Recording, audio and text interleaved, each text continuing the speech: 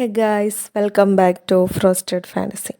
അപ്പോൾ ഇന്ന് നമുക്ക് 3 കേക്കുകളായിരുന്നേ. നമ്മളൊക്കെ ക്രീം കോട്ടൊക്കെ അടിച്ച് സെറ്റ് ചെയ്തതാണ്. അപ്പോൾ കേക്ക് എങ്ങനെയാണ് നമുക്ക് ഓർഡർ വന്നതെന്ന് പറയാം. ഒന്ന്, നമുക്ക് ഒരു വെഡ്ഡിങ് ഫംഗ്ഷൻ അറ്റൻഡ് ചെയ്ത ഒരാൾ കേക്ക് കഴിച്ചിട്ട് അങ്ങനെ കിട്ടിയൊരു ഓർഡറായിരുന്നു.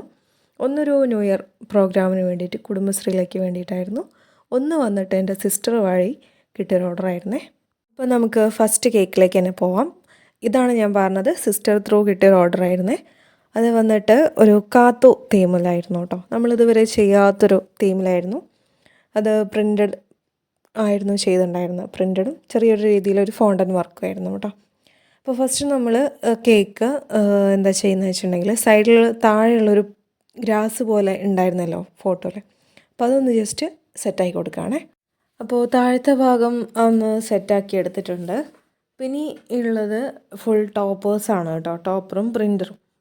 അങ്ങനെ നമ്മൾ ആദ്യം ഒരു ട്രീ സെറ്റ് ചെയ്തു. പിന്നെ കാത്തൂൻ്റെ ഒരു ഫാമിലിയാണ്, ആ ഒരു ഫാമിലീസിനെ ഒന്ന് സെറ്റ് ചെയ്തു.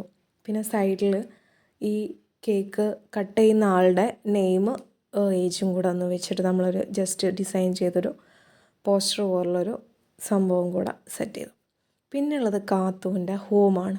ഈ ഒരു ഹോം കിട്ടാൻ നമ്മൾ ചില്ലറ കഷ്ടപ്പാടൊന്നും ഇല്ലായിരുന്നു കേട്ടോ.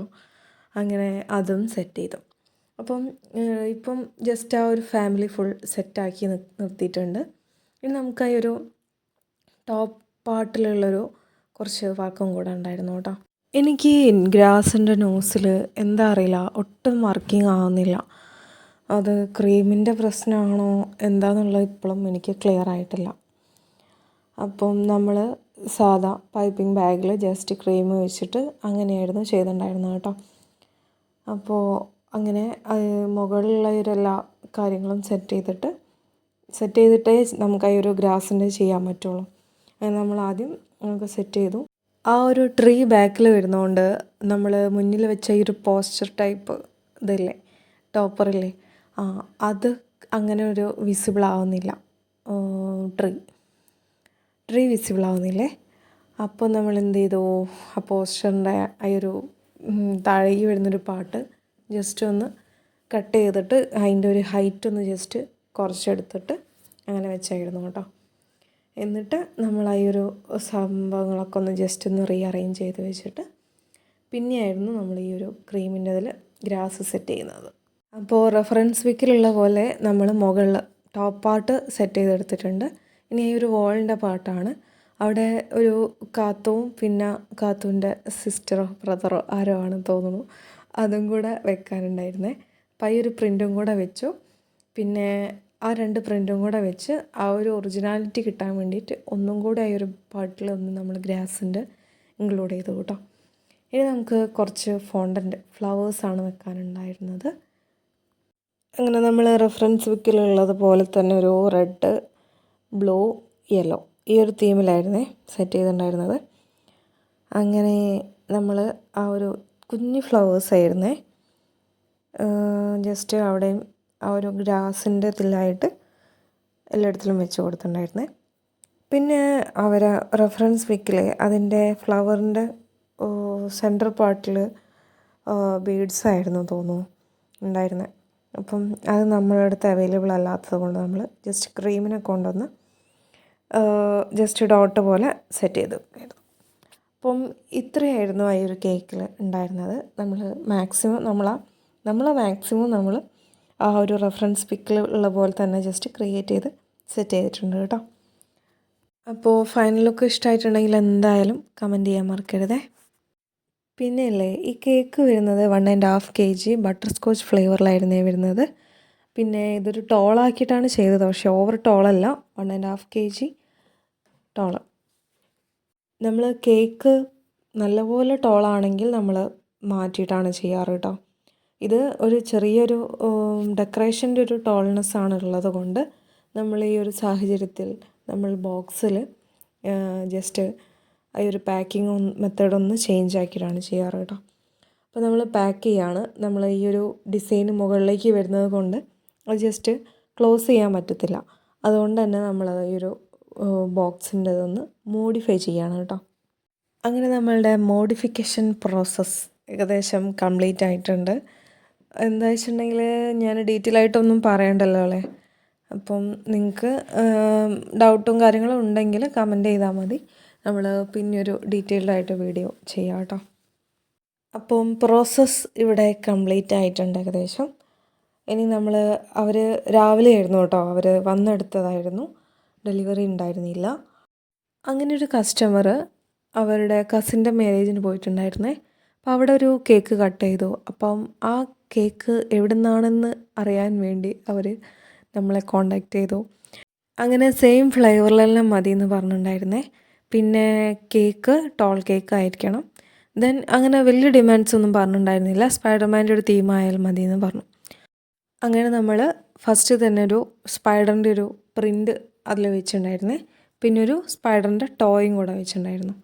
പിന്നെ കുറച്ച് ഫോക്സ് ബോൾസ് ആയിരുന്നു ആഡ് ചെയ്തിട്ടുണ്ടായിരുന്നത്. സ്പൈഡർമാൻ്റെ തീമിൽ തന്നെ വരുന്നൊരു ബ്ലൂവും റെഡും തീമിലായിരുന്നു കേട്ടോ. പിന്നെ കേക്ക് വരുന്നത് 1 kg തണ്ടർ കോക്കനട്ടാണ്, ടോളാക്കിയിട്ടായിരുന്നു ചെയ്തിട്ടുണ്ടായിരുന്നത് കേട്ടോ.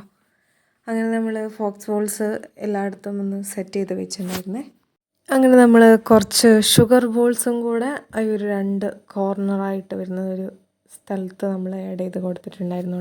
അവർ പ്രത്യേകിച്ച് ഡിമാൻഡ്സും അതേപോലെ തന്നെ ഡിസൈൻസിൽ അങ്ങനെയൊന്നും പറയാത്തത് കൊണ്ട് ഒരുവിധം എല്ലാം സെറ്റ് ചെയ്ത് വന്നപ്പോഴേക്കും നമുക്കും ഒരു സാറ്റിസ്ഫാക്ഷൻ ഇല്ലാത്ത പോലെ തോന്നി.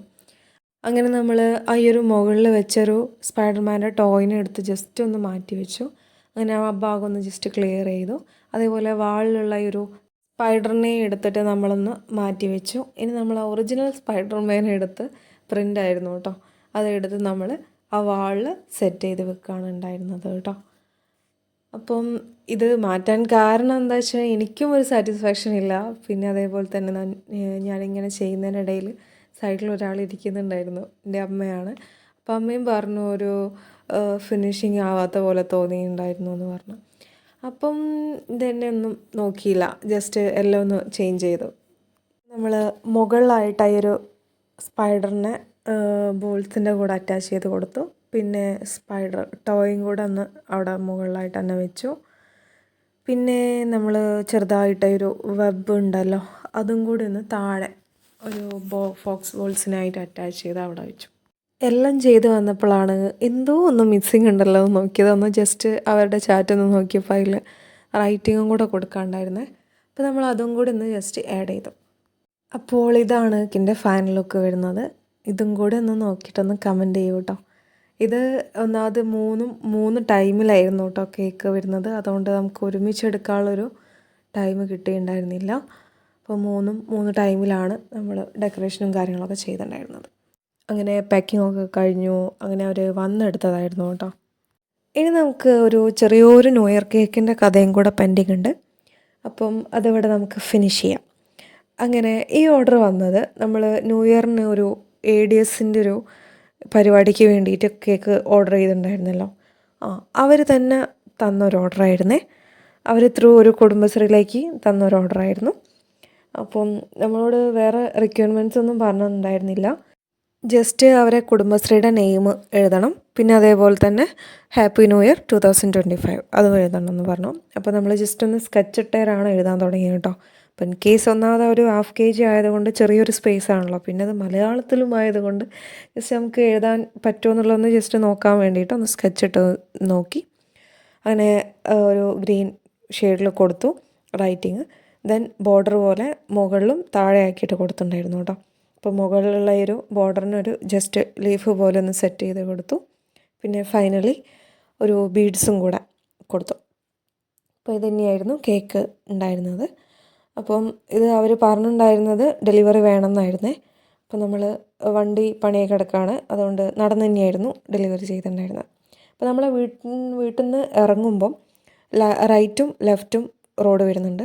അത് റൈറ്റ് നമ്മളെ നന്മണ്ട ഹയർ സെക്കൻഡറി സ്കൂളിലേക്കാണ് എത്തുക. ലെഫ്റ്റ് നന്മണ്ട 13 അവിടേക്കാണ് എത്തുക. അവിടേക്കും ചീക്കിലോടേക്കും പോകാം കേട്ടോ. അപ്പം ഇത് നമുക്ക് ഹയർ സെക്കൻഡറി റൂട്ടിലേക്കായിരുന്നു ഉണ്ടായിരുന്നത്. പക്ഷേ അങ്ങോട്ടേക്കല്ല പോകാനുണ്ടായിരുന്നത്, നമുക്ക് പുക്കുന്നുമല ആ റൂട്ടായിരുന്നു പോകാനുണ്ടായിരുന്നത്. അപ്പോൾ പുക്കുന്നുമല അറിയാത്തവരൊക്കെ ഉണ്ടെങ്കിലൊന്ന് ജസ്റ്റ് ഗൂഗിൾ ചെയ്യുക, നന്മണ്ട പുക്കുന്നുമല ഒന്ന് ഗൂഗിൾ ചെയ്ത് നോക്കിയാൽ മതി കേട്ടോ. അപ്പോൾ അതിൽ ഡീറ്റെയിൽ ആയിട്ടൊക്കെ കൊടുക്കുന്നുണ്ട്. അങ്ങനെ ഇതൊരു 1/2 kg ആയതുകൊണ്ട് വലിയ സീനില്ലാതെ നടന്ന് പോകാൻ പറ്റും കേട്ടോ. അങ്ങനെ നടന്ന് നമ്മൾ ആ സ്പോട്ടിലെത്തി. ഇങ്ങോട്ടാണ് പോകാനുണ്ടായിരുന്നത്. താഴോട്ട് പോയിട്ടുണ്ടെങ്കിൽ വരുന്നത് നന്മണ്ട ഹയർ സെക്കൻഡറി സ്കൂളിലേക്കാണ് എത്താം. അപ്പോൾ ഇത് വരുന്നത് പൊക്കുന്നുമല, ഞാൻ പറഞ്ഞല്ലോ, അവിടേക്കാണ് എത്താം. അപ്പോൾ നമുക്ക് അവിടേക്ക് അവിടേക്കൊന്നും പോകാനുണ്ടായിരുന്നില്ല. ഈ ഒരു പ്ലേസിലേക്കായിരുന്നു പോകാനുണ്ടായിരുന്നത് കേട്ടോ. അപ്പോൾ നമ്മൾ അവർ കുടുംബശ്രീ ഈ ഒരു വീട്ടിൽ നിന്നായിരുന്നു. അപ്പം നമ്മൾ അവിടെ എത്തി, അവർക്ക് കൊടുത്തു. അങ്ങനെ അവിടുന്ന് നമ്മൾ വേഗം സ്കൂട്ടായി. ആ കേക്കിൻ്റെ ഫൈനൽ ലുക്ക് വരുന്നത് എങ്ങനെയാണ്?